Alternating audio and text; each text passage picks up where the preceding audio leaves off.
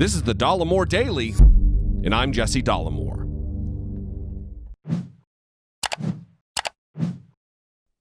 So it is nearly 2021, and the Republican Party, if you're not aware, if you've not been paying attention, has all but completely dropped any pretense whatsoever of decency or earnestness or willing to govern in good faith.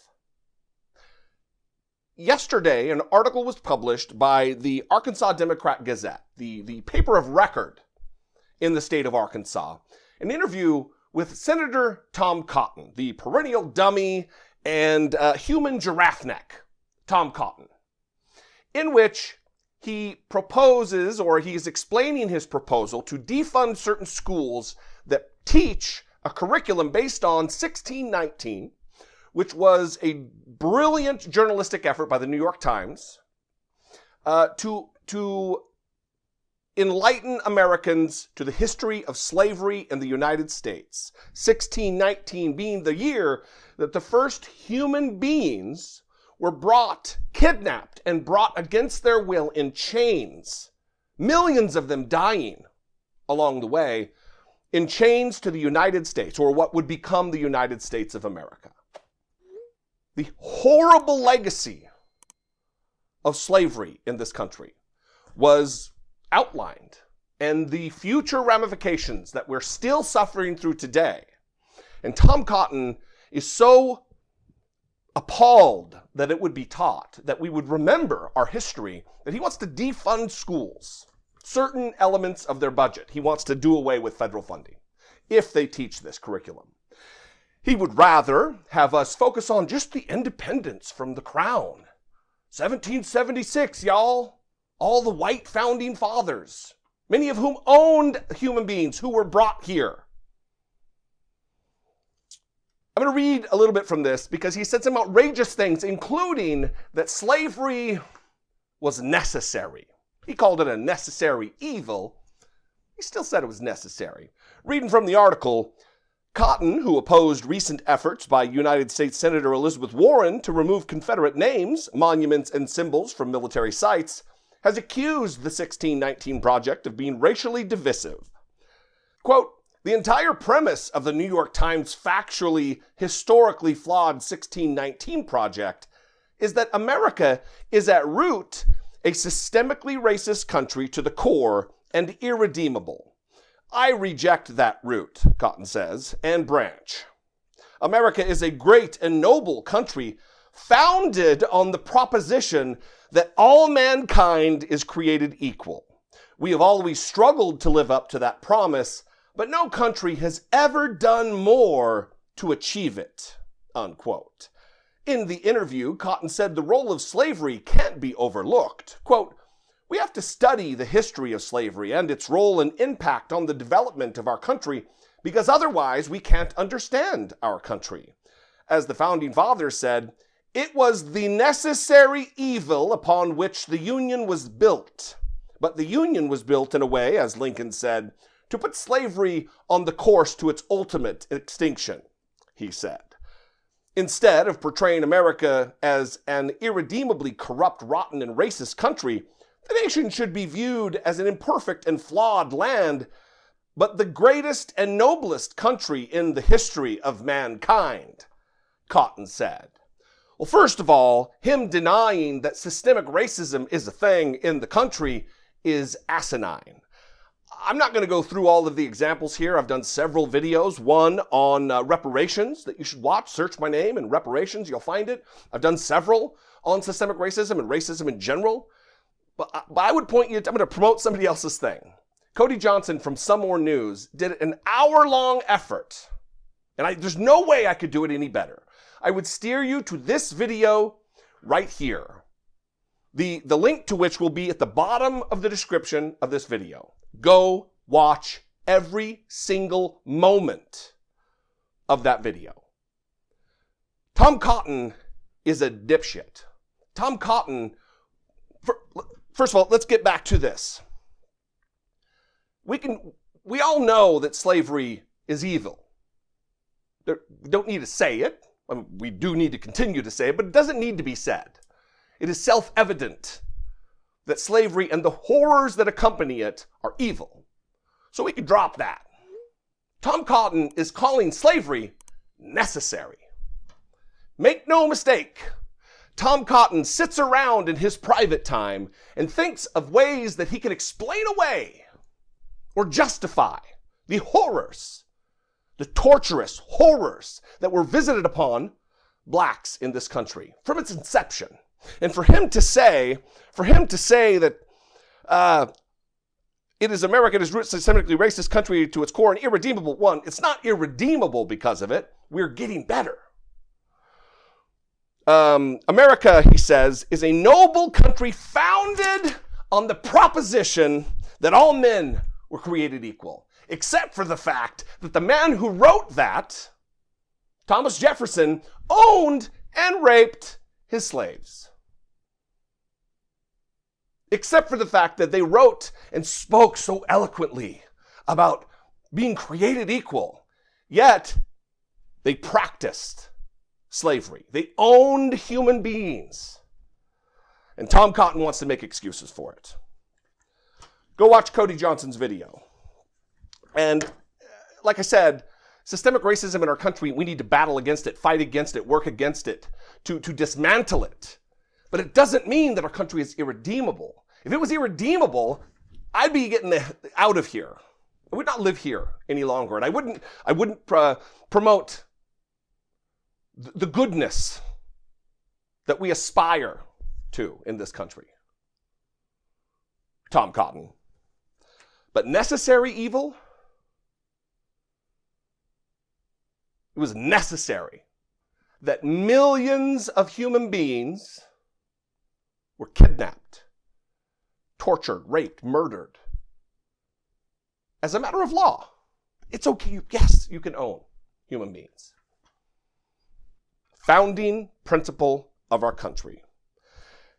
And this sums up the Republican philosophy, this necessary evil aspect of what they believe. Because if slavery was a necessary evil, all the other evils that we're suffering through right now under Donald Trump and his Republican Party can be totally overlooked. Very fine people, Nazis, their sexual assaulter in chief, walking into teenage dressing rooms of not fully dressed teenage girls, dozens of accusations of sexual assault and even rape. Necessary evil. Kids in cages. Immigrant and refugee children desperate to find a better life. Kidnapped, taken from their parents, thrown into cages. Shithole countries. Birtherism. Endangering journalists by demeaning them, calling them the enemy of the people. Authoritarian practice. Sowing doubt about the reliability of the very democracy we live under. These are all necessary evils. And why? Why is that? Well, one is so they can pack the courts. They can reshape the judicial system of the United States, putting on the bench unqualified, even by the American Bar Association standard, unqualified, far right-wing extremist nutbags in federal judgeships, so that we can have abortion be in jeopardy for marginalized people all over the country. One. Over $1 trillion deficits year after year after year for the small government party, the fiscally responsible party. I guess that's a necessary evil when you want to enrich the wealthiest Americans among us. Even in economic boom times. Donald Trump talks about creating the greatest economy the country's ever seen. He's responsible for that. That's a necessary evil that we have the deficits that we do because rich people need their tax cuts.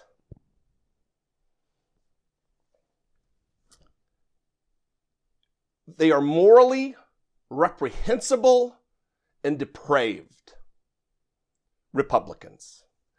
Anyone who doesn't stand against the ineptitude and evil of Donald Trump is complicit. It's like there's only two ways to be. You're either racist or you're anti-racist, because silence is complicity. It's the same thing with Donald Trump. If you sit back because you're getting a tax cut and you ignore everything else, you're complicit. If you sit back because it doesn't really affect you, you're complicit. And we're watching what is happening right now. Donald Trump is distracting from his complicity in the over 142,000 American deaths at the hands of the COVID situation we're under. He's distracting from it by sending secret police into cities, bragging that he's going to send secret police into cities, Democrat-run cities, he's specified. Because we're not going to let New York and Chicago and Philadelphia, Detroit and Baltimore and all of these, Oakland is a mess. We're not going to let this happen in our country. All run by liberal Democrats. So more federal law enforcement to some of these cities? More federal law enforcement, that I can tell you. In Portland, they've done a fantastic job. They've been there 3 days, and they really have done a fantastic job in a very short period of time. No problem. In just over a week, the chaotic scenes in Portland grabbed the nation's attention and raised questions about whether the US government is exceeding its authority and violating civil rights. The officers came because of an executive order signed by President Trump in late June to protect federal property from destruction. If we didn't take a stand in Portland, we've arrested many of these leaders. If we didn't take that stand, right now you would have a problem like, they were going to lose Portland. So what's going on here? And what methods are the officers using to protect federal sites? This also, I guess, is a necessary evil in order that the tax cuts be jammed through, in order that the federal courts be overrun with nutter butters. What else is a necessary evil, Tom Cotton?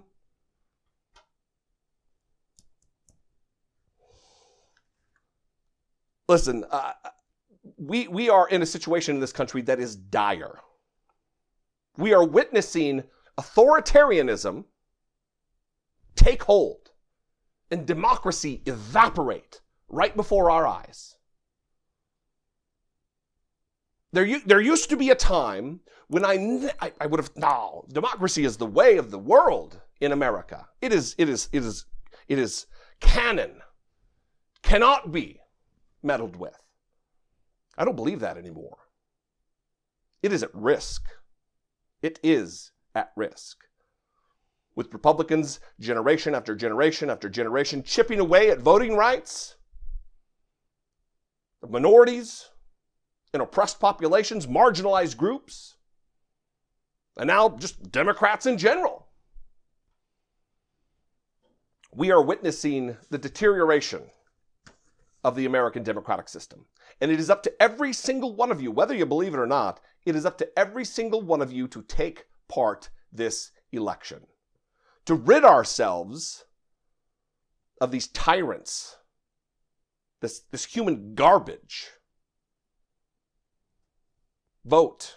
Register to vote. If you think you're registered, go double check and make sure that you haven't been stripped from the rolls, as we've witnessed happened in Texas and Georgia and many, many other states all across the union. When it comes time to vote, if you can't vote by mail, ensure that you're willing to stand in line for hours because of the mass polling closes, the polling station closings all across the country. Thousands of polling places have been closed. And now they'll do it under the guise of coronavirus. Certain things are more important than the comfort of oneself. We are witnessing it right now. We're experiencing it right now. Anyway, let me know what you think. You can call me, 714-576-4054. You can email me. I do read every email and listen to every voicemail daily at Dollemore.com. We have to come together. we have to push back against injustice and tyranny and authoritarianism. Trump's goon squad, Gestapo, that's out there in the streets of Portland right now, made up of Border Patrol people and ICE agents, have no jurisdiction to arrest American citizens. They don't announce themselves. They don't say who they are, what they represent. They're just randos in camis, in budget rental cars.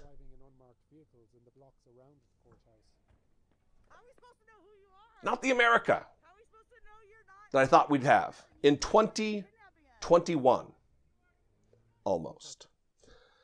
Anyway, again, please, I'd love to hear from you. If you are in a financial position to help support my work here, my apparent unhinged ranting and raving sometimes, I would appreciate it. There are certain perks at the different levels. I send out dumb stickers with my dumb face on them. And there are other perks, but more importantly, you can know that you're helping support independent journalism, commentary, analysis, whatever you want to call it, here. If there are other creators out there on the platform that you get more value from, and that is a very high possibility and probability that is the case, I can only do what I'm cognitively available and able to do. But if there is someone else out there who does bring you more value, support that person as much as is comfortable. I love you guys. I appreciate you. I say it every time, and I mean it. It is important. Be genuine. Take care of one another.